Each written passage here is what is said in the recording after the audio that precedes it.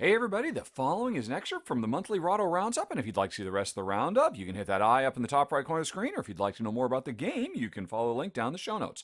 And with that out of the way, let's talk about my number one game of the month, Dungeon Decorators. Wow! Was I not prepared for how amazing this game is. It is so much fun. Now, I should say right from the get-go, please remember, I love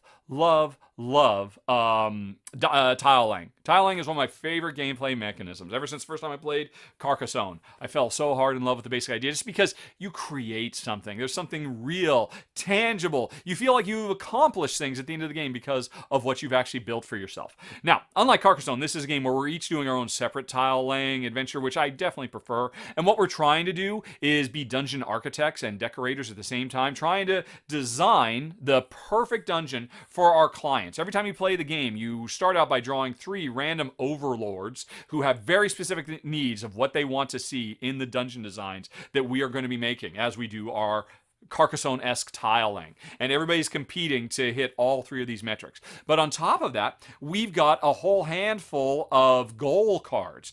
Shape goals that tell us like the way we want to lay out our corridors of our dungeon to make certain attractions in the dungeon that will score us points, but also, what are the other? Oh, decoration goals, where not only do we want to get the dungeon in a certain layout, but we want to decorate it specific ways, putting cobwebs in the right place, or skeletons, or creepy torches, or knives, or spikes, or whatever it might be. And the thing is, this is a King Domino-esque tile drafting game, because on your turn, you can take any of the tiles that are on display, but the ones further to the right tend to be better. But that means you will go later in turn order on the next round. Straight out of King Domino, that's a great drafting system. It works great there. It works great here. But once you take that tile, it's a 2-sided tile. This is a multi-use tile game. You can take that tile and put it down dungeon side up so you can expand your rooms and your hallways and your corridors and your intersections and all that.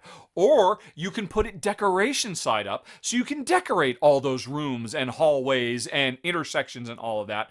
And that means you are basically playing 2 completely separate intermeshed tile laying games at the same time, because each tile is really 2 different tiles in one, and you have to lay out the dungeon to fulfill certain needs, but you have to do it in such a way that you leave open space so that you can put the decoration tiles scattered out amongst and that creates such an extra fun little level of challenge to what is, at first glance, looks like a pretty straightforward tile laying game. But the fact that it's 2 tile laying games where the 2 tiles fundamentally function differently and have different goals, different tricks and quirks, and yet you have to make these 2 separate dungeons, the corridors and the decorations, fit together as you are slowly expanding your way. And what you're always trying to do is you've got decoration goals or shape goals you're trying to achieve, because as soon as you complete a goal, you get to draw more. And that's the key to this game. Yes, it's important to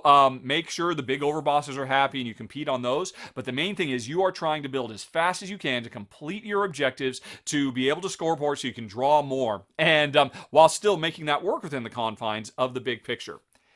It's a blast. It's got a great sense of humor. Really wonderful presentation. The overbosses are cute and funny, and but all that aside, it is such a new, fresh, different, and unique approach to tile laying games. A multi-use tile laying game, and I would definitely think it's a potential for one of my 10 best games of the year too. Again, like I said right front, I loves me some tile laying. I love it so very much. So, something that basically makes me play 2 tile laying games at the same time, where they're both struggling to fit together. Oh my gosh. Oh my goodness. My number one game of the month. There's no two ways about it. It is Dungeon Decorator. And thanks for watching, folks. If you enjoyed it, please like and subscribe. It makes a huge difference, believe me. But with that out of the way, if you'd like to see some more, over on the left, you can find a playlist of a whole bunch more Rahdo Rapid reviews. Up in the top right, there's the latest thing that's been added to the channel. And in the bottom right, you've got something YouTube recommends. Okay, folks, thanks for watching.